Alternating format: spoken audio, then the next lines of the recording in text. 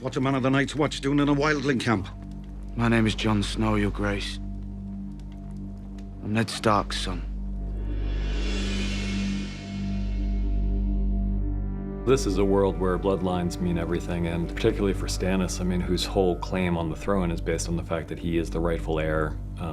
He is the true blood relation to Robert Baratheon, his older brother, and now he's meeting a young man who, while a bastard, is still descended from Ned Stark. And Ned was the one who informed Stannis about his rightful claim to the throne, and so Stannis has a lot of respect for the memory of Ned, and so he has respect for Ned's family. Stannis is a person who takes obligations very seriously, and he has a debt to Ned Stark, and Ned Stark died for Stannis's birthright, and I think he'll never forget that, and it definitely factors into his decision to take Jon seriously.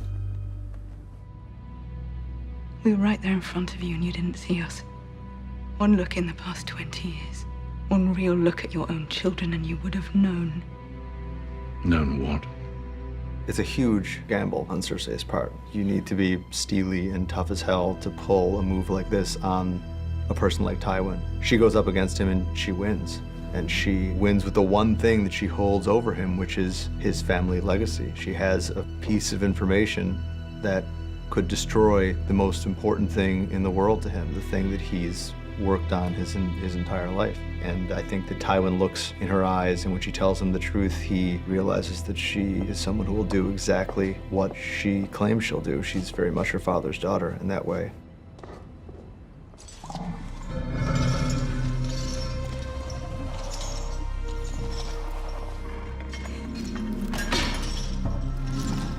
Ruling is about maintaining order and creating an environment for your people that is safe. And her dragons, which were such an asset in scaring the shit out of everybody and making people throw down their swords and run in the other direction, when she would come knocking as a conqueror, they're becoming a liability that she can't afford anymore. It's one thing to be killing people's goats, and you can pay off a goat herder for his goats. You can't pay off a goat herder for his children. So she realizes that she has to put the interests of her people ahead of her dragons, who are the only real children she's ever going to have.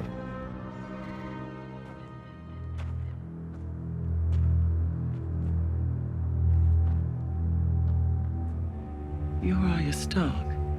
Arya's really impressed by her up until the moment where Brienne figures out who she is. And then Arya gets really suspicious because her travels over the last few years have taught her to be quite suspicious of strangers, even strangers who might appear friendly at first. And the fact that Brienne admits her association with Jaime Lannister, and as the Hound points out, Brienne's carrying a Lannister sword. You know, Arya has no idea that's the Valyrian steel that was melted down from ice. It's just, she knows it's Lannister gold because the Hound says it is, and Brienne doesn't deny it. So all of a sudden, this woman who Arya was quite taken with seems to be an agent of the Lannisters, and Arya doesn't want any part of her. Brienne's really caught unawares here. I don't know if she's thinking too far into the future about what she's gonna do with this little girl once she gets her hands on her. But I think that right now, her sole concern is saving this girl from the Hound. She obviously doesn't believe that the Hound is protecting Arya, somewhat tragically, because by the time we get to this point in the story, the Hound is protecting Arya. When he says he's looking after her, by the time he says that, he actually means it. Go on. Do it. Do it. Arya is in some ways the product of this education where the Hound's, you know, telling her you're very soft and you've always been soft, and if you're gonna stay soft, you're not gonna survive. And look at all your soft, Stark relatives who died for being soft-hearted or whatever. And Arya's not anymore. You know, she's become quite tough. And as much as there's been a growing, you know, closeness between her and the Hound at some points in the season, she's never forgotten what the Hound has done, and the Hound was on her list, and so the Hound now wants something very badly from her, and she's not going to give it to him, you know, and it's kind of a brutal moment because you kind of so want Arya to give him mercy, you know, just to be kind of sweet there, but that sweetness is gone if it was ever there, and partly the reason for that is because of the Hound himself, and she gets her revenge finally for, you know, the murder of her friend. Tell me!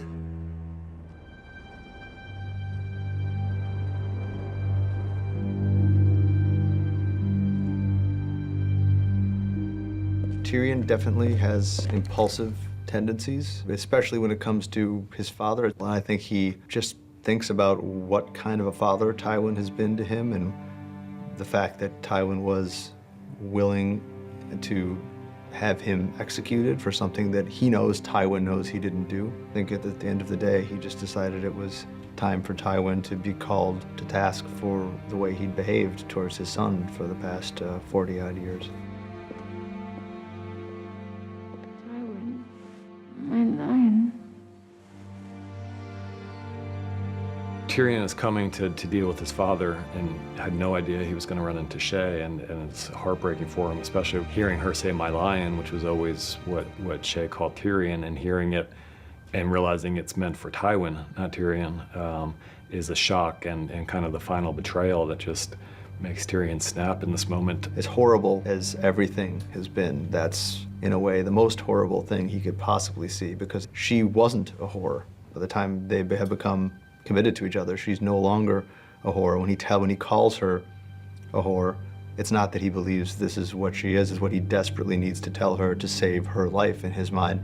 And ironically, he's ended up turning her into that very thing that she was running from. So the fact that she would betray him with his father in that way, I just think something breaks in him. It's kind of the tragedy of these two people who genuinely loved each other and who both felt betrayed by one another and end up trying to kill each other.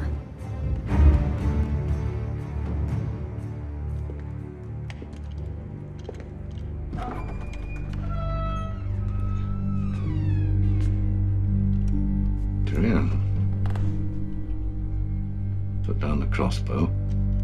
You know, one of the great things about Tywin, one of the reasons he is so good at what he does, is he's the master poker player, and part of that means never showing shock. And if you're gonna be the master of the situation, you can't admit that you are stunned by the turn of events. And so I think he's definitely surprised, but Tywin is Tywin, and he very quickly tries to manipulate the situation again and tell Tyrion, I was never going to let them execute you, you're my son. And I think he's quite convinced that he'll be able to talk his way out of this one. In this game that so many of the characters are playing, no one's played it better than Tywin.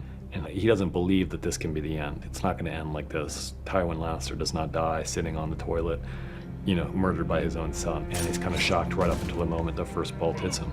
And then even more shocked because he can't believe that this is how it's going to end. It's all of Tywin's shortcomings as a person and a father coming together in a perfect storm in this moment to fatal effect. This whole season's about learning hard lessons from your ruthless elders, and Tyrion learned that lesson. This is a man who's been trying to eliminate him really from the time he was born, and Tyrion gets his revenge.